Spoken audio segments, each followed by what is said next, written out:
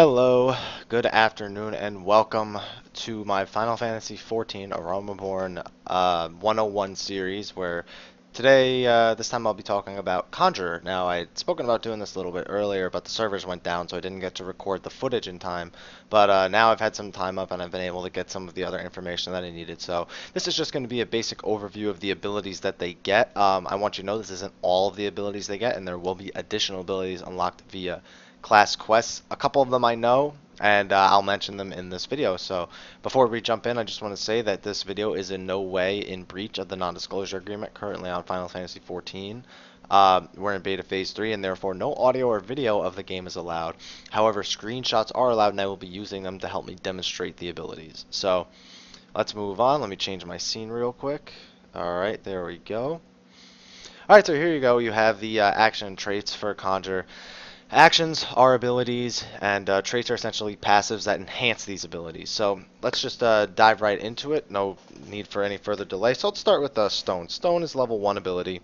It's essentially a nice level 1 nuke. It's only 40 potency, but it reduces movement speed of the enemies you hit by 40% for 20 seconds. Now this is subject to diminishing returns, meaning if you cast it repeatedly, the duration will cut in half. This thing only seems to come back when it's least opportune. Next we have Cure, your basic Cure. It's got a potency of 300, which seems really high, but in reality, if you think about how much damage Stone does at level 1 as opposed to, I don't know, anything else really, it doesn't do a lot of damage. So think about that times like 6, that's how much you Cure for. It's not really that much at level 2, but, it is what it is. Next we have Arrow, which is a damage over time ability primarily. It does 50 potency on the initial cast. Costs a little bit more mana, but it also has a 25 potency damage over time for 18 seconds, and that's primarily what you'll use it for. Next you have Cleric Stance. Cleric Stance swaps, this is pretty interesting, it swaps your int and your mind stats on your character. So let's say you had 100 int and 50 mind, and you cast Cleric Stance, and now all of a sudden, I don't know why you're leveling int on a Conjurer for this example. Fine, 100 mind and 50 int, and you cast Cleric Stance. Now you'll have 100 int and 50 mind. On top of that, it also increases the damage that your spells do by 10% and decreases all of the healing that is done by you by 20%. It's active until reused, so it's really a choice whether you want better healing or better damage while you're soloing. Next, at level 8, we have Protect. It simply increases the physical defense of everyone in your party that's standing nearby. Nothing too fancy. Next, we have Medica. It's simple. It's an AoE cure. It's a little bit weaker than Cure in terms of individual curing, but its AoE cure is, it's 250, but it heals around you. You don't cast it on another party member. It heals around you and your area. So it's more of an ability you use to heal up the party in the back that's doing all the curing, whereas we'll get to what you would probably cure the main party with later on. Hey, I got a text. So anyway, Raise is the next one at level 12. This is actually very simple. All it does is it resurrects a target. There's nothing really more to it. It doesn't have a long cooldown, but it costs a lot of MP and it takes a really long time to cast. Next you have Asuna. Asuna removes a negative effect from an ally, and every time you cast, you have a 20% chance to make the next one cost no mana, which is, useful. It couldn't hurt to possibly get that proc. Next, you have Stone 2. It's just a stronger, it's just a strong nuke. Stone 1 had the gravity effect to it, but Stone 2 is just damage. That's all it is. It's got 170 potency, so it's significantly more powerful than all the other nukes you have so far. Repose is essentially, it makes the enemy go to sleep for 30 seconds, and it stops your auto attack animation so you don't break it with an auto attack after you cast it. Very similar to Sleep for Thaumaturge. Stone Skin lets you cast Stone Skin on a single target. It creates a shield around that person that absorbs physical damage up to a maximum of 10% of their maximum health.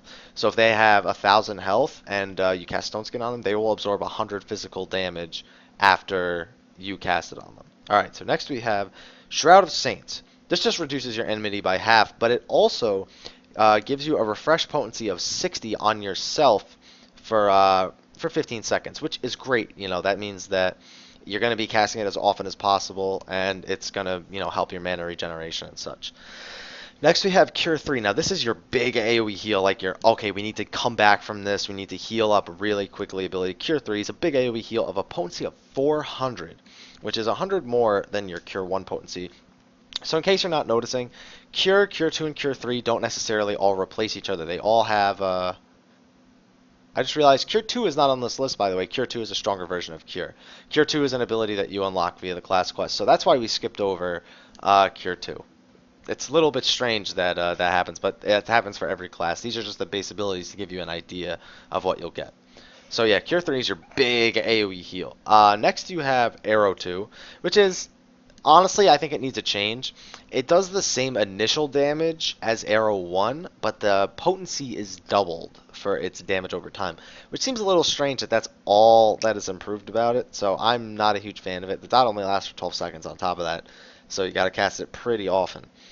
And finally, non-class quest-related abilities. You have Medica 2. It's an AoE heal for 350 potency, so it's pretty good. It's better than Medica 1, obviously, and it's, again, around you in your area. But instead of, you know how Shroud of Saints gives you refresh? This gives everyone you hit regen. So this one's a lot more effective at healing over time, and it's definitely better for fights that are going to be long drawn out. If you hit it right after a big move, and you have enough time before the next big move, it'll regenerate the health up over time, and I feel like a very efficient way. It costs a lot of mana, but it's a good ability regardless. Now, abilities that aren't mentioned here. Now, I know in my previous 101s, I don't mention some of the abilities that are unlocked via the class quest because most of them haven't been done yet, and most of them, you know, that's it. I haven't done them yet, so I can't comment on them. So here, I do know a couple of them. Cure 2 is one of them. Another one is Fluid Aura, which is essentially water if you've played any other previous Final Fantasy. And it knocks back enemies and binds them. So it doesn't do much damage though, so it's not too big a deal. And the bind lasts a very small time. It's mainly just a get off me move for mages. Next we have the traits. Now traits are passive abilities that will enhance the rest of these abilities. Now, very basic ones are Enhanced Mind. You get more mind. Can't complain about that as a healer. But then you have some interesting ones. For example, Pro Shell makes it so that your Protect also reduces increases magic defense of the entire party. Excuse me. Increased action damage is a strange one because it does what it says. It makes you do more damage with your base actions. Which as a Conjurer, I don't know that that's that big of a deal, but the passive is there, so it is what it is. Enhanced Raise lets you use Raise during combat. Until level 28, you cannot use Raise in combat. It is simply out of combat. So once you get this, if somebody dies in the middle of a fight and you have spare time to res them, then you'll be able to. What do we have next? Next we have Free Cure. Now Free Cure would have eventually gotten into the Cure 2, like I had spoken about earlier. And there's a 15% chance when casting Cure that the next Cure 2 will be free, essentially. That's why it's called Free Cure. And, that helps. That always helps. Cast Cure 1, and then when it procs, cast a bigger Cure on them. That always helps.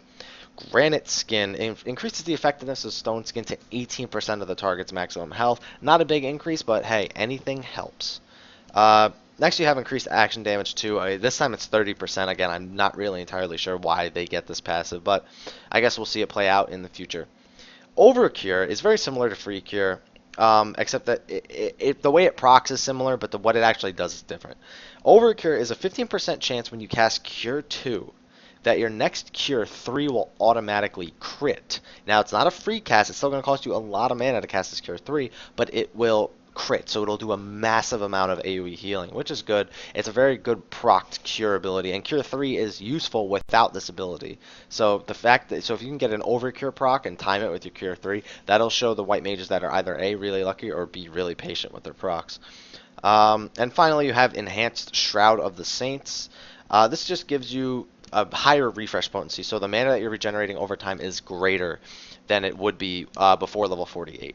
Now that's all there is in terms of action and traits until I start doing the class quests and unlocking those. Obviously this doesn't even begin to cover the white mage job abilities, and there'll be anywhere from 5 to 8 of those. So this is just a basic understanding to give people an idea of if they like the class or not. It's not an in-depth overview about them, just a basic overview to show people what this class brings to the table before it even turns into a job. See if you might like it. Now, If you like this video, please like, favorite, subscribe, share, especially if you have a friend who's looking towards Conjurer and White Mage. I'm sure he's going to be looking for a lot of information, and, well, you can get it right here.